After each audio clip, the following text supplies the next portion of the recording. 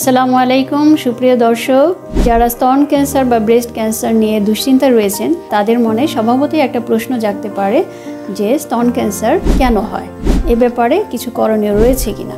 আজকে আমরা এই বিষয়গুলো নিয়ে আলোকপাত করব এবং জানব ব্রেস্ট ক্যান্সারের কি কি কারণ রয়েছে এবং এটা প্রতিরোধ করার জন্য আমাদের কি কি করণীয় রয়েছে। প্রথমত আসি ব্রেস্ট ক্যান্সারের কারণ কি। এক নম্বর যে কারণ আমরা জানতে পেরেছি সেটা হচ্ছে শরীরে হরমোনের প্রভাব। তো মেয়েদের শরীরে আমাদের যে হরমোনটা রয়েছে ইস্ট্রোজেন এবং প্রোজেস্টেরন, এই হরমোনের প্রভাবে আমাদের ব্রেস্ট ক্যান্সার হওয়ার সম্ভাবনা রয়েছে এবং দীর্ঘ সময় ধরে যদি এই হরমোনটা আমাদের শরীরে প্রভাব বিস্তার করে তাহলে ব্রেস্ট ক্যান্সারের ঝুঁকি বেড়ে যায়। দীর্ঘ সময় কেন হতে পারে সেটা হচ্ছে যাদের খুব অল্প বয়সে মাসিক শুরু হয় এবং খুব বেশি বয়সে গিয়ে মাসিকটা বন্ধ হয়, অথবা যদি কারো সন্তান না হয় অথবা খুব দেরিতে গিয়ে সন্তান সম্ভাবনা যদি কেউ হয় তাদের শরীরে এই হরমোনের প্রভাবটা রয়ে যায় এবং মাসিকের বন্ধ হয়ে যাওয়ার পরে যারা অতিরিক্ত হরমোন থেরাপি নিয়ে থাকে তাদের শরীরে এই হরমোনের প্রভাবটা দীর্ঘদিন ধরে থেকে যায়। দ্বিতীয় যে কারণ সেটা হচ্ছে জেনেটিক ফ্যাক্টর। তো কিছু জিন রয়েছে যা ব্রেস্ট ক্যান্সারের জন্য দায়ী, যেমন BRCA1 এবং BRCA2। এই জিনগুলোর মধ্যে যদি কোনো পরিবর্তন লক্ষ্য করা যায় তাহলে স্তন ক্যান্সারের ঝুঁকি বেড়ে যায়। তৃতীয় যে কারণ সেটা হচ্ছে এজ এবং জেন্ডার, অর্থাৎ বয়স।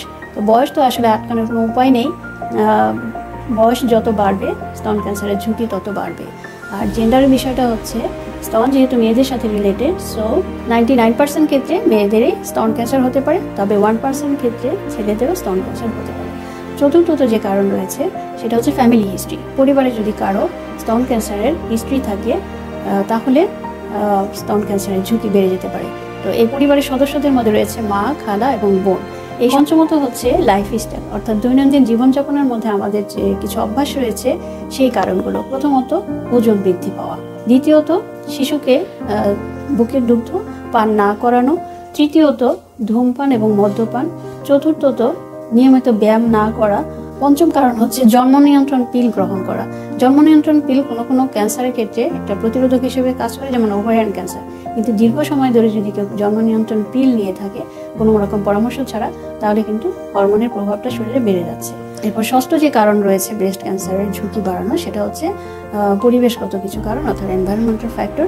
শরীরে যদি কোনো কারণে রেডিয়েশনের প্রভাব পড়ে, পরীক্ষাজনিত কারণে হতে পারে, যেমন এক্স-রে, সিটি স্ক্যান, এই পরীক্ষাগুলো যদি ঘন ঘন করানো হয়, অথবা কোনো রোগের কারণে যদি কেউ রেডিয়েশন থেরাপি নিয়ে থাকে তাহলে এই রেডিয়েশনের প্রভাবেও স্তনে ক্যান্সার ঝুঁকি বেড়ে যায়। তো এতক্ষণ আমরা জানলাম যে স্তন ক্যান্সারের কী কী কারণ রয়েছে। এখন আমরা জানবো এই কারণগুলো প্রতিরোধে আমাদের কিছু করণীয় রয়েছে কিনা। অবশ্যই করণীয় রয়েছে। প্রথমত আমরা নিজের শরীরের ওজনটা অবশ্যই নিয়ন্ত্রণে রাখবো। সেটার জন্য আমাদের খাবারের কিছু অভ্যাস পরিবর্তন করতে হবে, যেমন চর্বি জাতীয় খাবার, অতিরিক্ত তৈলাক্ত খাবার, এগুলো আমরা পরিহার করব। নিয়মিত ব্যায়াম করব যাতে শরীরের ওজনটা নিয়ন্ত্রণে থাকে এবং অতিরিক্ত চর্বি শরীর থেকে ঝরে যায়। এছাড়া যেসব বদভ্যাস রয়েছে যেমন ধূমপান, মদ্যপান, এগুলো থেকে নিজেদেরকে বিরত রাখবো।